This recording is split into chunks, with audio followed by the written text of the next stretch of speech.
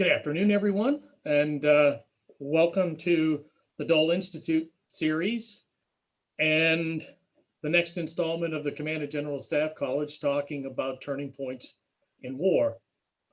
I'm Dr. Jeff Babb, and I'm the China guy at the Department of Military History, and let me talk to you about the China-Burma-India Theater.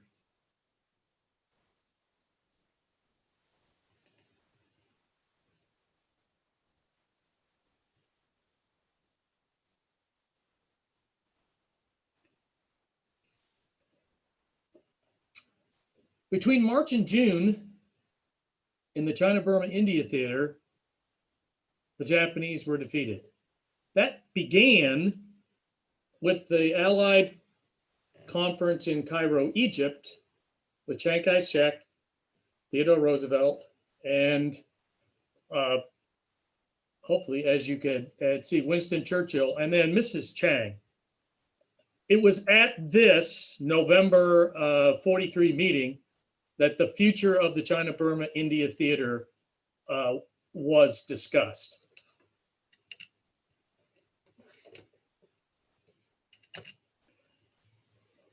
This turning point in the Second World War was not the only one.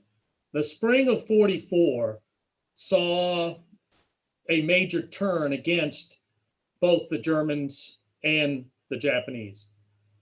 So by June, we get Normandy. On the Central Front, the Russians had attacked. B-59 missions were being carried out over Japan. And in the Pacific, in the other part of the Asiatic Pacific Theater, the Marines were in the Central Pacific in Saipan and the Marianas. And we had MacArthur and his army forces moving into Hollandia, New Guinea, about to jump off into the offensive in the fall into the Philippines. It is sort of a miracle that the British Army of India was able to rebound from the defeat in 1942. And as this map shows, the Japanese were well on their way to driving the Chinese and the two divisions of the Burmese Corps out of all of Burma. The book that I've got displayed up here by an old friend of mine, Dan Marston, is about how the British Army rebounded. And the key is General Slim, who basically is a Gurkha officer, as is shown by the 6th Gurkha Regiment. And he has a great line. He understood the fundamentals of war. Soldiers must train before they fight, be fed before they march, and be relieved before they're worn out. And he endeavors to do that. It takes nearly 2 years for that to happen. What are the Japanese doing? Well, the Japanese, and I'll talk a little bit about the strategic geography here. We see that China and India are the two big players. Burma is the key to both theaters. The defense of India against Japanese forces in Burma, and the defense of China and the restoring of a land line of communication from Lido to Kunming are the keys. And the Japanese are doing whatever they can to prevent that from happening. They are in control of all of Indochina, French Indochina, what is now Vietnam, Laos, Cambodia, and they are occupying Thailand. They mount several campaigns. The one in China, ICHIGO. The one in Central Burma, YUGO, which is the primary one we're going to talk about. Operation, which it translates to Operation C. HAGO, which is down in the Arakan region, down south of Rangoon. And then there's Operation Z, which is the holding action against the Chinese up in the Northeast.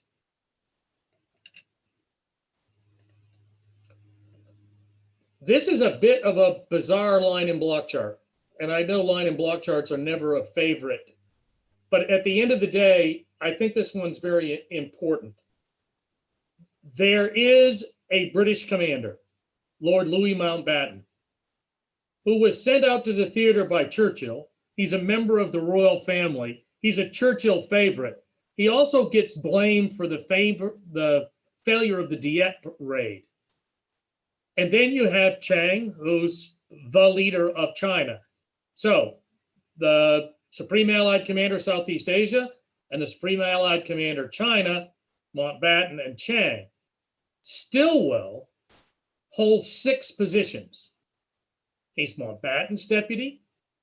He is the commander of all U.S. forces in the CBI.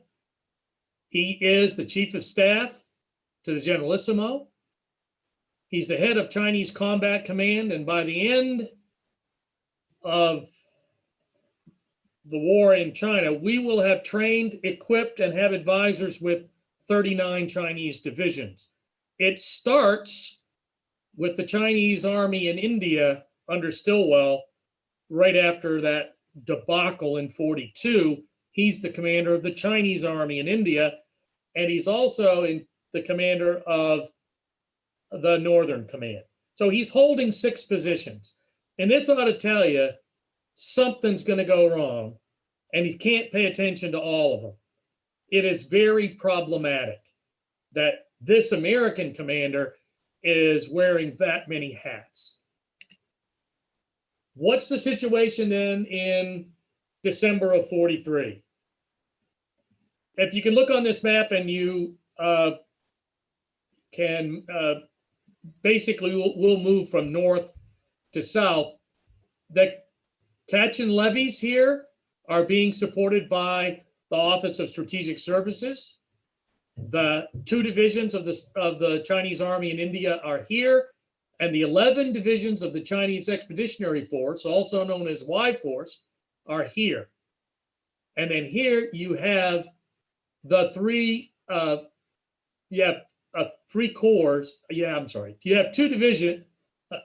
I'll start this again. You have 2 corps, the 4th and the 15th. The 33rd will come in behind. And then the Japanese army in Burma and the 15th Army, which is headquartered in Maimyo, which is to the northeast of Mandalay, and it's going to have 4 divisions on the Indian frontier. So this is the situation in the late winter of 1943.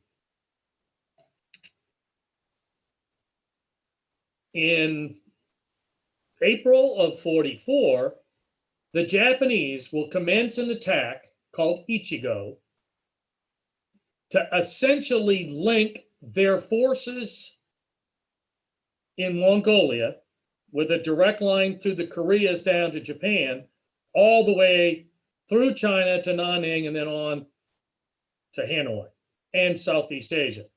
The United States Navy, by the spring of 44, has essentially closed off the Japanese home islands. So if they want the raw materials from Southeast Asia, if they're going to have to go by land and rail, and so they're trying to reestablish their line of communication. The problem is, over here to the west is the capital of Chongqing. And at the capital of Chongqing, Chiang Kai-shek believes that the Japanese are going to strike off and strike after him. And so he is very reticent to give additional Chinese forces to the fight in Burma, and demands that the line of communication to Kunming, which is at the bottom left of this map, be opened. 15th Army out of Mutaguchi is poised for the attack into India. And as you can see on this map, and unfortunately this shows a 2-pronged attack, one at Imphal and one at Kohima, there's actually a 3rd prong in between these 2. But at the end of the day, four Japanese divisions are going with an Indian division, and I'll talk about that in a minute, are going to drive into India. The Indian National Army, which some sources say may have had up to 50,000 troops, was formed. Part of it was they allowed British Indian Army POWs that were captured at Singapore and Malaya to join this force and fight for the Japanese. So they weren't particularly good troops. Well trained, well equipped, not very. Their commander, General Bose, very much a politician, had the idea that by joining the Japanese and the Japanese striking hard and defeating the British in eastern India, there would be a general uprising against Great Britain. And so that's why they joined and that's why they played. There was also an anti-British Burmese army. And the two major players there, Ba Ma and Aung San. And yes, General Aung San is the father of Aung San Suu Kyi, who plays a significant leadership role in Burma today. Also a very controversial leadership role. But this army was only of about 15,000.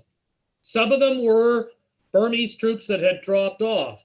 But like we see in Burma today, there is so much internecine fighting in Burma and so many different groups in Burma that generally these were Burmese.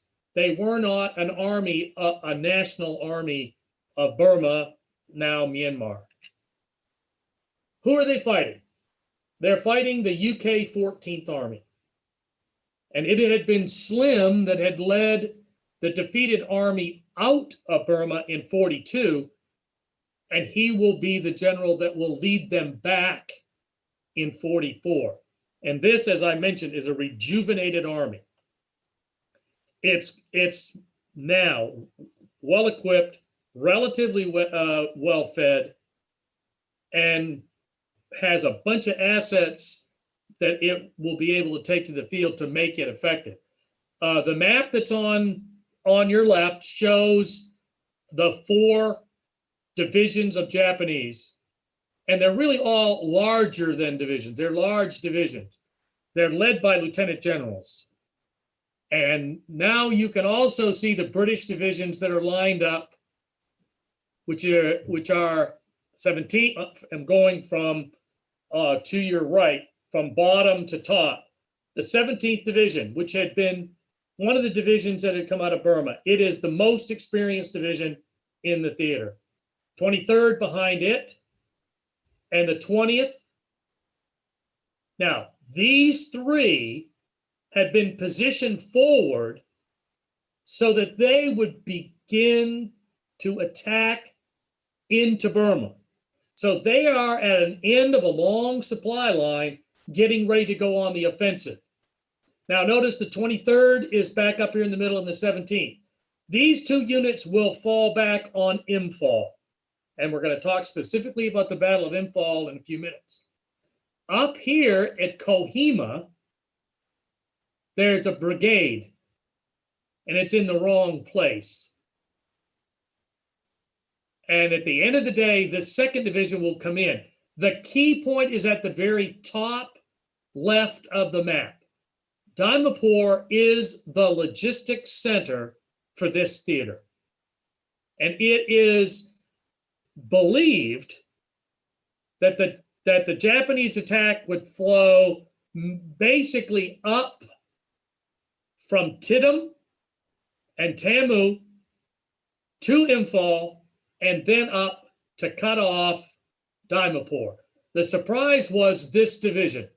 The 31st Division, instead of what was expected as a brigade going into Kohima, it was an entire division. And it was also believed that this division would be further south. So there was a huge mistake made by the British initially in terms of what was going to happen up here. And we'll talk to that when we do a little bit more details on the battle. Who else is there? Well, probably the most famous are the Naga. and they were used as scouts, porters, fighters, and spies. And this part of India and into Burma was filled with British expatriates. And they knew these people, had worked with these people. There were missionaries among these people. And at the end of the day, they will provide a significant help to the British. And the intel collected, some would argue could have been better, but at the end of the day, was able to give some warning as to what was coming. Another group, the Chin and Assam state, militia formations that were able to help. What's going on in China? Well, the Chinese army in India were 2 of the Chinese divisions out of 6 that were committed in 42. 2 of them, major parts of 2 of them and bits and pieces of others, escaped to India. And there was a bit of a political machinations going on between the Chinese and the Indians and the Americans and the Brits about training Chinese troops in India. But at a place called Ramgarh, we were training 2 troops. And this Sun Li Ren graduated from Purdue, then went to the Virginia Military Institute, and then went back to China. And he is a division commander. And he's one of our favorites because he speaks better English than I do and understands. So as this picture would indicate, he's also a pretty big dude. He arguably is the best division commander in Chinese forces. That will bring him problems down the road. He will eventually be promoted to 4-star. Chiang Kai-shek will see him as a political rival, and he'll spend the rest of his life essentially in house arrest. But at this particular point in time, he's one of the division commanders and one of the best division commanders. And I'll point out where his division is a little bit later on.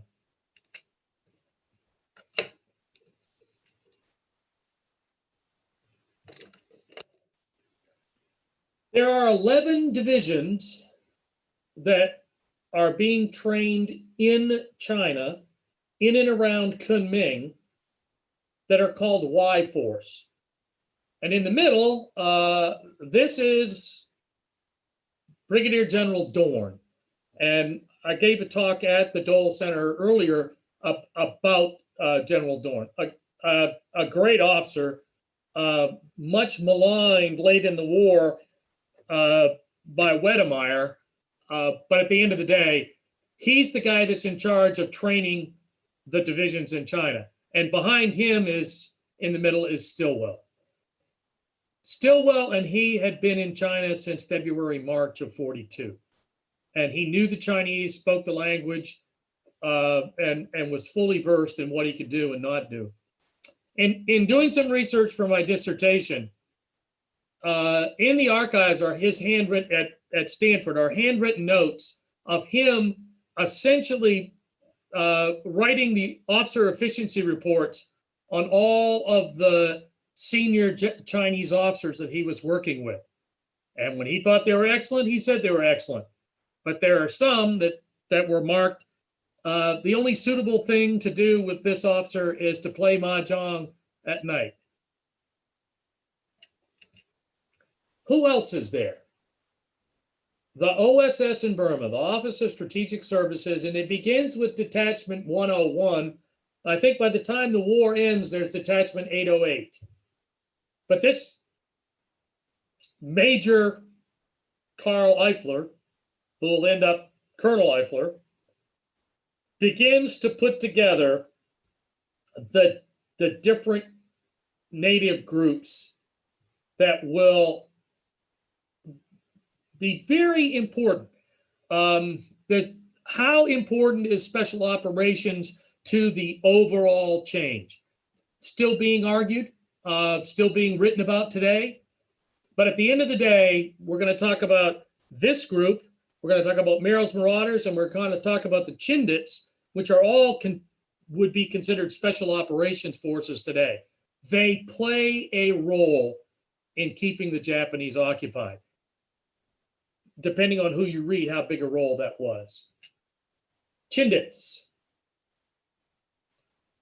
The gentleman here in the middle in this picture, Orde Wingate, is, let's say, crazy. Bad term, not very. He is different, unique. He learned the trade of unconventional warfare or different types of operations from being in Palestine. And he had this bright idea that he could move forces into central Burma along the lines of communication that would support the Japanese divisions. And you can see on this map, 33rd Division, 15th Division, and you can see they're going in behind them, hopefully drawing forces away and preventing them from getting the supplies that they needed over very difficult lines of communication for any army through Burma. And there's a timeline along the bottom, and you can see how a big piece of this is what's happening in the spring of 44 to try to take some of the sting out of this massive Japanese 15th Army offensive into India. And you can also see they have to launch from just behind where the British forces are stationed. So on this map, you can clearly see Dimapur, and you can see the rail lines running into it, one of them going out to China, the other going back up. And you can see the road from Imphal down to Calcutta. So you can see Dimapur is very, very important for both the Americans and the Brits. And the key to Dimapur is Kohima. And Imphal is also a key hub. What makes this possible? It is not only the Chindits that will be glidered in, will walk in, and will be near totally resupplied by air. So once these long-range patrols get in behind Japanese lines, the only way that they can get the wounded and the sick out is by plane. And the only way they can be resupplied is by plane. And it is this guy Cochrane, better known as Terry and the Pirates, of later newspaper comic fame, who leads this organization, the 1st Air Commando. And you can also see it's a group that does interesting stuff. The first use of helicopters by the military is here. And so it's absolutely critical that they have air support, air resupply. And so you got fighters to keep the Japanese fighters away. You got bombers to do bombing missions and support. And of course, the CH-47s to do the supply and gliders. The 1st Air Commando generally supported the Chindits. It's Chenault and the other air forces. You've got the 10th, 14th, and 20th Air Forces. The 20th Air Forces are the B-29s. Having no idea when we would get the Marianas, knowing when we would have airfields that were capable of reaching the home islands.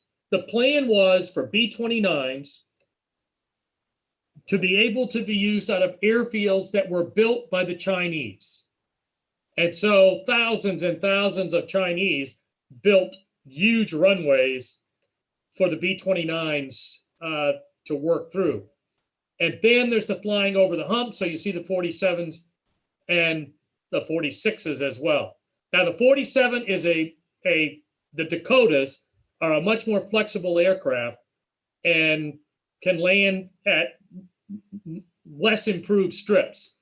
The 46 was a little bit heavier and needed a better runways than you could normally find in Northeast India. But at the end of the day, it's air superiority by spring of 44 that makes a significant difference. The Dakotas not only supply the Chindits, they are going to supply that 17th and 23rd Division and the divisions forward of Dimapur. And it was part of the learning of how to fight the Japanese that the Brits learned to fight after they had been surrounded. They formed a box. They could be supplied by air, unlike in 42, where they panicked in both the Malaya-Singapore theater and to a certain extent in the Burma theater. They could stay and fight as long as you could get air resupply into them. And so it is critical. One of the reasons it's critical is, as you can see from these pictures, the terrain is terrible and the roads are mud. And so engineers are going to play a huge role in trying to get this together, because this is also the monsoons. So the road's here today as long as it's not raining. Where will it be tomorrow or in a week in the middle of the monsoons? And you can see from the map at the bottom, the hump. Most people, when they look at the hump, they kind of go, oh yeah, we're flying from India over the Himalayas to China. No, it was actually, they were flying from west to east. And the terminus was Kunming, as shown on this map. And there were a series of airfields here in eastern India. Now, the interesting thing is, this Japanese offensive would have got into the area to cut off the flights over the hump. So there will be increasing American, especially air support for this theater and for this fight in the spring of 44, because everybody recognized if the Brits lose Western India along the Burmese frontier, it's going to endanger this line of communication, both the land line of communication that's going to come down to Lido and then across to Kunming, and even the air route. The further the Japanese can put airfields in Western Burma, the more north and the more rugged the mountains you have to fly to get over the hump. Merrill's Marauders. One of the things that's going to happen to support the operations in India, but the primary purpose was to open the line of communication from India to China so that we could put more equipment in there so that we could equip more Chinese divisions for the upcoming fight with against the Japanese in China. And this is where it's important, because every division pulled from the fight in Burma to protect Chongqing was one less division that could be put up against the Japanese. And again, the more the Chinese could move into Burma, the more it was thought that the Japanese would have to change the force level against the Brits. And so here in the middle, on the western edge of the map on your right is Myitkyina. And that is where Merrill's Marauders will basically earn what is now one of the most historic units in history. The interesting thing is, you can see when it starts in January to April to start moving in. And they're up against the 18th Japanese Division. And you can see that you've got the 5307th. This is Merrill's Marauders. But these other divisions are Chinese divisions. So the Merrill's Marauders gets the credit for taking Myitkyina, but there were parts of 6 Chinese divisions that were also in there working this. This does bring Japanese forces away from the fight against the British, but not as much as was hoped.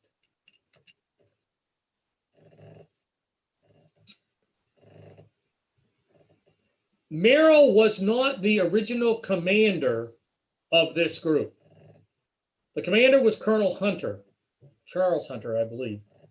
And Stilwell, if he has a fault, is he wanted to put his own people in charge, people that he trusted. The trouble with General Merrill was, or Colonel Merrill, he had already suffered a couple of heart attacks. But get back on his feet, get going, and it's Merrill's Marauders today. And you can see him sitting there talking to Stilwell. They will finally take Myitkyina. They will be around Myitkyina in May, in the spring, but they're not going to take it until the 3rd of August. And that is problematic in and of itself. The Merrill's Marauders essentially are near completely expended by this fight. As a matter of fact, they are expended by this fight. And they start grabbing other units in India that are part of the line of communication, transportation, logistics, engineers, to have to bring them forward to fight as infantry. What about the Brits? Well, the turning point in the war is not Myitkyina. It's not the Chinese fight. It's not the Special Forces fight. The turning point is at Imphal and Kohima. And there are folks in Britain today that say this is, of all of the history of British military prowess, this is the most important battle in British Army history. And it's mostly fought by non-British troops. There are Indians, there are West Africans, and there are British units as well, but the percentage is less than 20%. These are Indian units. Probably the most famous of them are the Gurkhas. And I had the opportunity back in 2016 to go to Burma and to do some battlefield tours with a selected group of Gurkha officers and NCOs. And so it was fascinating. The tradition is still there for the Gurkhas and the Brits, but it's much reduced.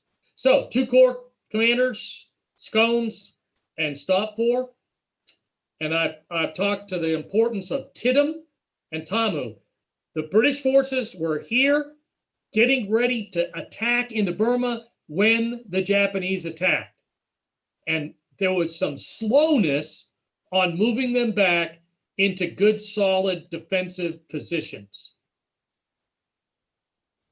But from bottom to top, the initial defending position of the 17th and the 23rd, they will do a fighting retreat, a retrograde operation, the most difficult operation under pressure that the military can do. And you can see that they move back. So they will end up in and around Imphal. The 23rd will move back. The Imphal plain allows much better logistics, and that will significantly help. The problem area is up at the circle at the top. That's Kohima, that has to protect the blue box, Dimapur. They did not expect an entire Japanese division to attack Kohima.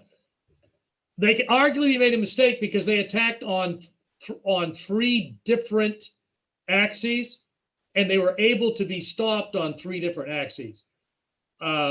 Between these 2 boxes, there's a place called Chiang Kai-shek, and it's here that an Indian parachute brigade will hold up two brigades of that division for over almost a week.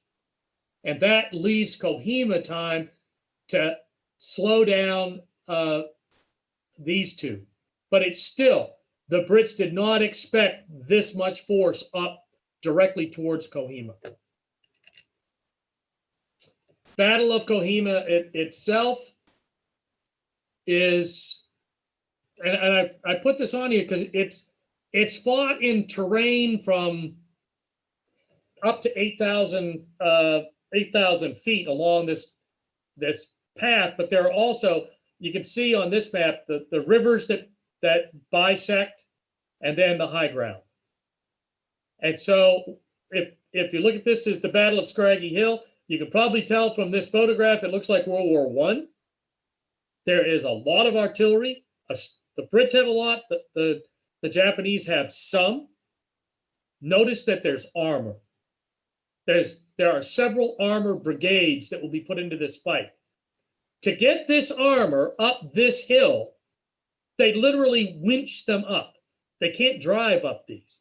So Japanese that are dug in these hills, they were moving the armor up to basically use them as like moving pillboxes. So you could see the armor infantry teams that were necessary for this fight.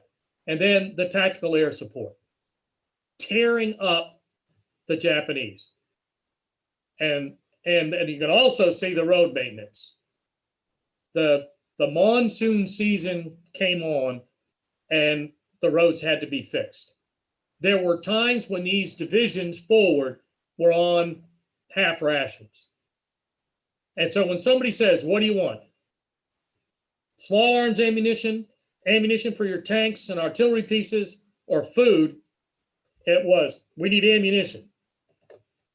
So the Battle of Imphal is essentially won by the 17th, 23rd, and 20th, but you can also see that additional British units are showing up because they were being flown in from the Arakan, from down south, because Mountbatten had asked the United States to take some of the aircraft, 46s and 47s, that were flying the Hump, to be able to move entire divisions up to this fight. And so the air support forward to supply the troops and then to bring in the new divisions is one of the keys to this fight. The Battle of Kohima, not expected. And that's the key. It was not expected to happen. It had this Assam regiment, a native regiment of what the Brits kindly called non-fighting ethnics. They knew that there were groups, the Punjabis and the Sikhs, that they knew were great fighters and had fought with them since the days of Afghanistan. But they also knew there were a bunch of Indian ethnic groups that were not known for their martial talents.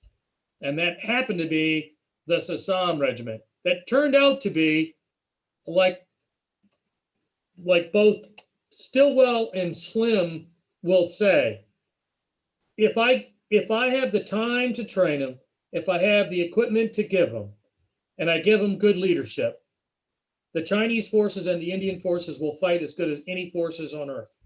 And this is kind of proven here. So you can see on the map here, Garrison Hill, the Hospital Spur, Jail Hill.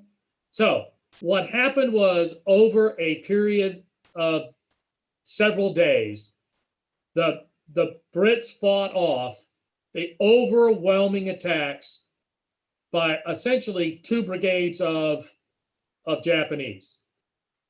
And that allowed Stop 4 to bring up additional divisions and finally put them into the fight. But literally, the last fights around Garrison Hill and what's called the Battle of the Tennis Courts, and this on top, the distance from here to here is 5 football fields.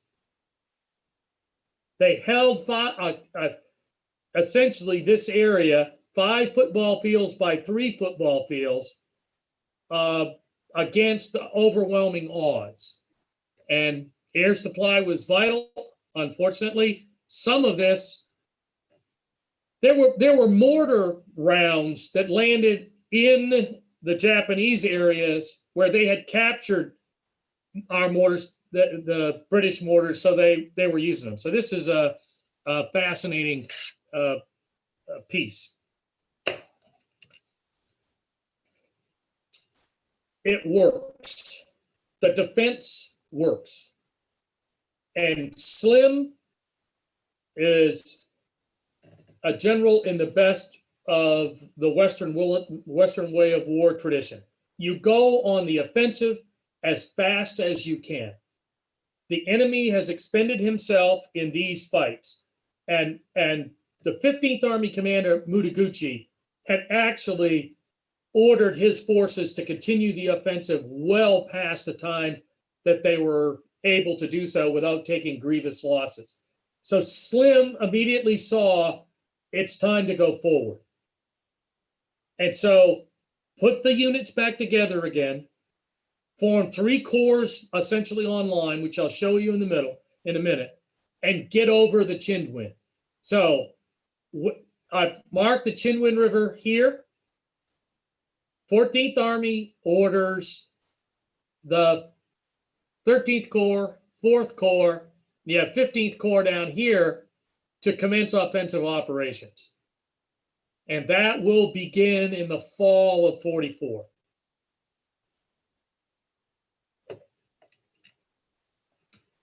In the fall of 44, Stilwell is relieved. And Albert C. Wedemeyer, who that you see here, standing beside Chiang Kai-shek, will take over the China Theater. Now, remember I said Stilwell was wearing 6 hats. It was finally recognized that was far too many hats. Now, Wedemeyer had been at the Southeast, had been one of Mountbatten's deputies. He was very, very well known as a strategic planner. That was his strength. He becomes the commanding general China Theater. And a guy named Sultan will become the CG of the India-Burma Theater. So in the fall of 44, as part of a move to go on the offensive throughout the China-Burma-India Theater, they split China-Burma-India into 2 distinct theaters. There will be an offensive in Burma and an offensive in China.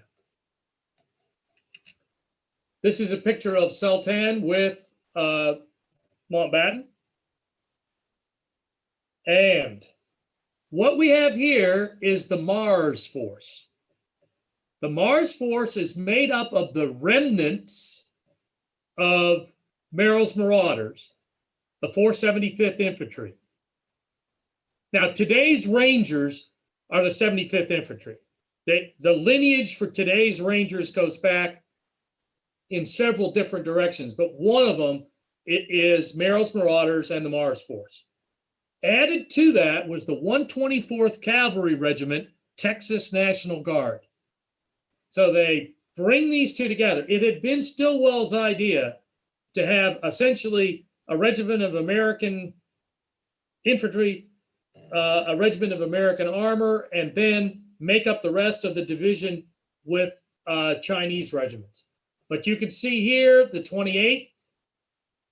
This 38th is up here. This is the Chinese general that I mentioned to you before. This is his division. They're coming down. So now, and then this is Y Force. Right beside Sultan's picture, you can see Y Force. We now have Chinese divisions that are coming down past Myitkyina. Myitkyina is at the top of this map. The formation is moving south. And remember, you move south, you defeat what will now be parts of 2 Japanese divisions, 3 Japanese divisions, 56th, 49th, and 18th. There's 3 divisions. Now, they're not as strong as they were at one time, and they're not as good as the ones that were there in 42 and 43. They're still formidable. But now the Chinese are in the fight. And the follow-on forces of the Americans are in the fight.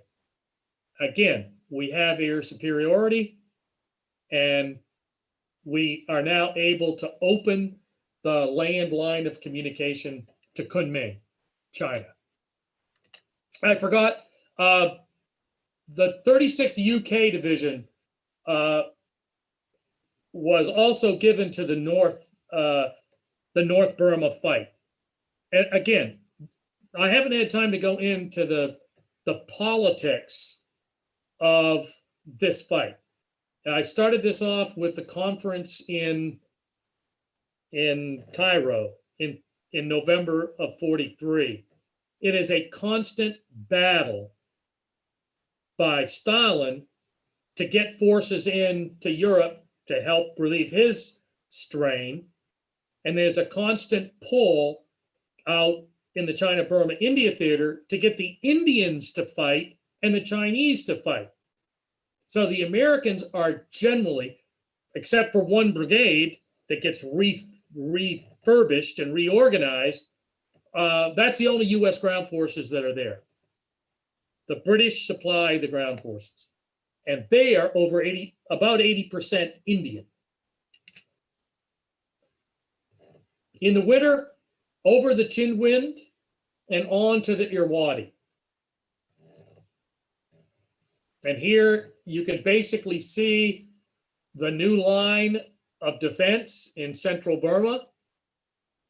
You have the 33rd Army, the 15th Army, which had been the army that had attacked Kohima and Imphal, and the 28th Army, the one that was basically defending down near the Akyab. They are all in terrible shape. They now have been beaten up quite badly. The problem with the Japanese is they fight to the last man. So it may be a regiment at 50%, it may be a battalion at 33%. It doesn't matter, they're going to fight to the last man. So the normal way of looking at a unit, getting up in the morning, looking around, counting heads and going, we can't do this fight. That just never seemed to be something that went through the Japanese mind. The number of captures in any theater of Japanese soldiers is really unbelievable for that small. So where are the Brits headed for? The Americans are now happy. We got a landline of communication from India to Burma. We're as happy as we're going to be. The key now is to get down to the southern part of the map to Rangoon. The key to that is crossing the Irrawaddy River.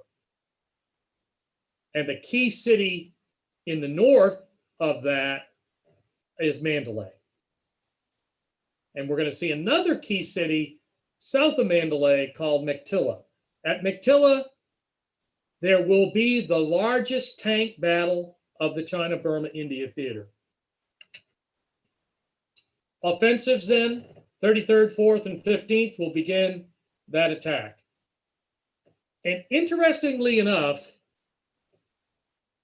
the Brits made the Japanese believe that there would be a corps going in north of Mandalay and a corps going in just south of Mandalay. But what Slim did was use the 33rd Corps like it was two corps, and it went in north-south of Mandalay. And then he crossed the 4th Corps over, and they went all the way down to Mektilla. They were trying to isolate the Japanese armies in the Mandalay area and north. And it worked. So at the end of the day, what you'll see is at the bottom of this map, the 33rd Corps will take Mandalay, 4th Corps will take Mektilla, and 15th Corps will tie down the Japanese down in the Akyab, and the end is near. In China, Wedemeyer will begin the China offensive. We have finally put together the 36th Division Chinese Alpha Force.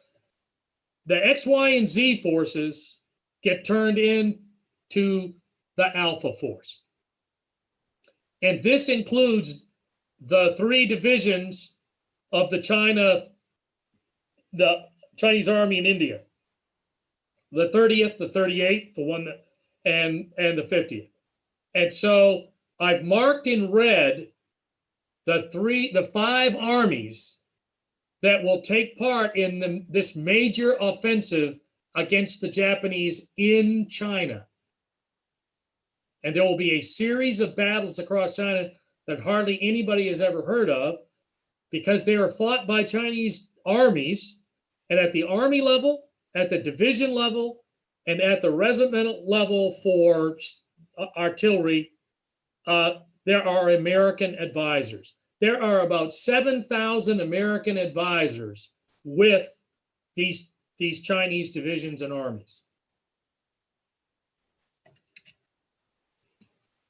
After taking Mactilla, which is essentially on the plain south of Mandalay, it is a relatively flat area between the Irrawaddy and the Sittang that you can quickly move down. And you can see armor here.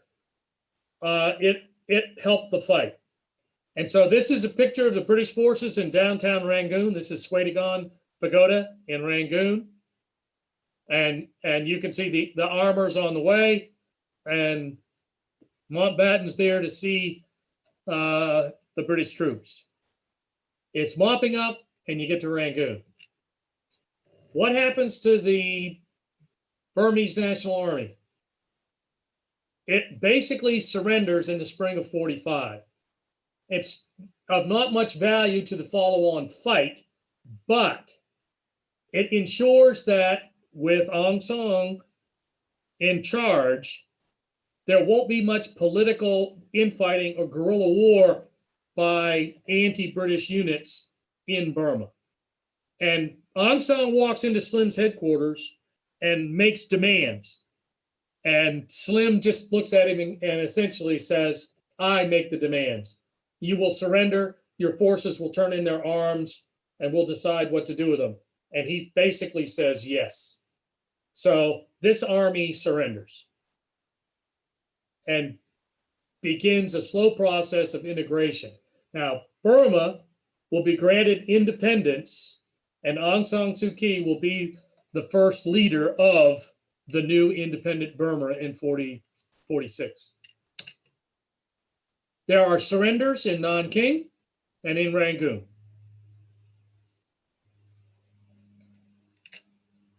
What should you read? There are more and more excellent books on this all the time. The Defeat into Victory is a classic. 2 years ago, our commanding general said, I want every student at CGSC to read Defeat into Victory. And when my father was here in 1972, this was a great read here. The Barbara Tuchman book on Stilwell, I think, is a great read. There are officers who were there that wrote extensively about the mistakes that Tuchman made when she wrote this book. And it is Stilwell, the hero book. And there are some that said, not so fast. Stilwell is a very controversial person. I think the best battle on China in World War II was written by this guy, Rana Mitter, who's a British scholar, and it is excellent. And then for the battles in India, for Kohima and Imphal, the Lyman book is probably the best you're going to find. And the Marston book that I talked about earlier is how Slim made this army so combat effective. That great turnaround from 42 to 45. There are free ones. The China-Burma-India Theater from the American perspective is the official histories, and there are 3 of them that are depicted on here. And so you could just basically Google Center for Military History, World War II, green books, and there are 3 in the China-Burma-India Theater. Other resources, some of the best maps, and they're not always the best maps to use for a presentation, but if the West Point maps are just fantastic. And the Burma operations record of the 15th Army. After the war, their Japanese officers were basically brought in and interrogated on what they did in the war. So there are the view of the war from the Japanese. Now, many of the senior generals were imprisoned or executed for war crimes, but especially at the lower levels, there were officers that were operations officers on the ground who knew what was going on, and they were interviewed, and their interviews are in a series called the Japanese Monographs. On the 3rd of December, Lou DeMarco is going to come and talk to you about Ramadi, and I think you'll really enjoy this presentation. Iraq is obviously the gift that keeps on giving, but I think you'll find really, really interesting what Lou says about the turning point, which is, he argues, is in 2006. So, highly recommend that. With that, then, I'll pause. I've talked pretty constantly now, and ready to take whatever questions or comments that you might have. I will end my last comment is, having had a chance to go to Burma and walk the battlefields in and around Rangoon in 42, in and around Rangoon in 45. We went up to Pagan, where the 4th Corps crossed the Irrawaddy. We actually did some of the landings. Then we went up to Mictilla and walked the battlefield of Mictilla, went up to Mandalay and actually conducted a company-size attack on Mandalay Hill. We went up to Maimyo, that was both the British and the Japanese headquarters at one time. I will tell you, Burma is an absolutely fascinating place and modernizing faster than one would think. So with that, please get your questions in and to Catherine, and I'll take a pause here for a second.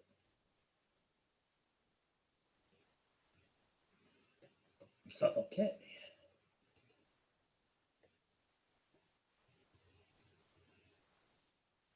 Okay, first question I have is, which of the Allied aircraft models do you find the most innovative or modern for its time? Great question. What would first come to mind, of course, would be the helicopter for innovation. I think if you said which aircraft, if you asked the soldiers that were there at the time, they would say the CH-47, which we will know is the DC-3, which you can still see DC-3s flying around. It's an amazingly tough aircraft. It's hard not to say the B-29, the long-range strategic bomber. The B-29 lasted a while, had a lot of problems at the beginning, but at the end of the day, a B-29 with jet engines is a B-52. And I'm sure if there are some Air Force folks out there, they'll certainly disagree with that. But the long-range bomber may be the most innovative, but it was just coming into its own. So hopefully that answers that one.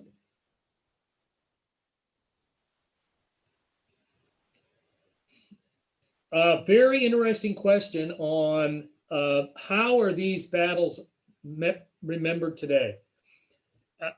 I was back in, the last time I was back in China was 2012. And the Chinese have built world-class museums, and they're there to build nationalism. One of the museums is to the San Yuan Li down in Guangzhou, very small museum for the guerrillas who fought the British in the Opium War. But in Chongqing, there's a museum, and you walk into that museum, and Chiang Kai-shek is seen as a hero. So you see Chiang Kai-shek, the Americans, and the Chinese are all on the same side. They fought the Japanese. And so therefore, Chiang has been rehabilitated. Now, will that rehabilitation last as issues ratchet up between Taiwan and mainland China? Who knows? But it was very surprising to me. the Japanese are clearly the enemy. When you go to Nanjing, to the Nanjing Massacre Museum, there are pieces of that talk to Americans who helped, American missionaries and NGOs who helped save Chinese people. So what I did not find there was any anti-Americanism or really any anti-Chiangism. It's we fought the Japanese, we fought together, and mistakes were made later, but. So I hope that answers that question. Let me grab another.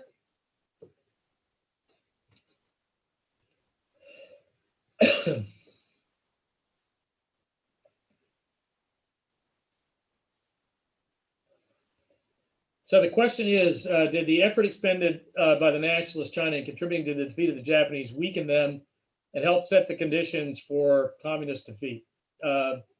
Yes.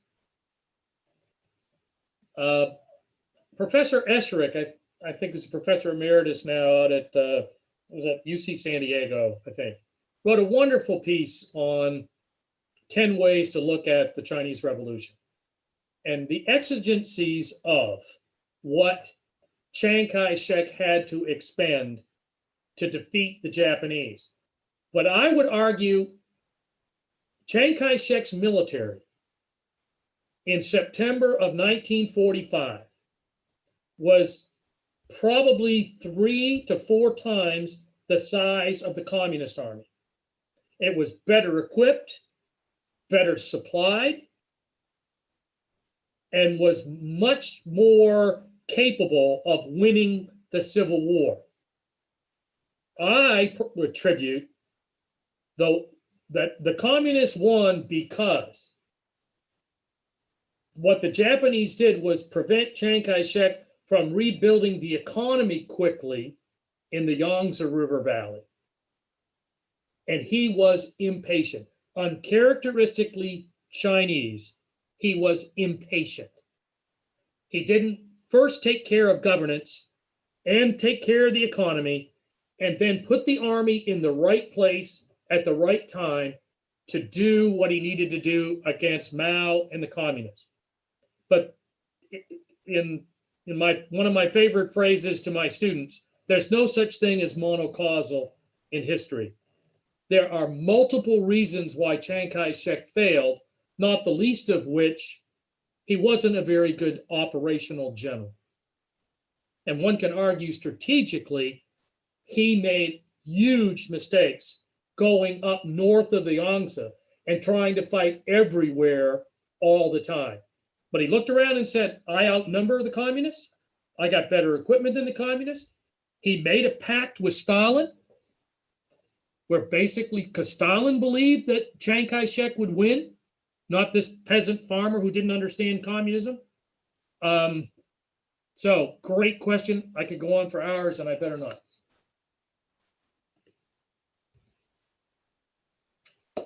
Okay. Catherine says there's no further questions. So let me check and make sure. Okay, then I'll turn it back over to Catherine and Angie.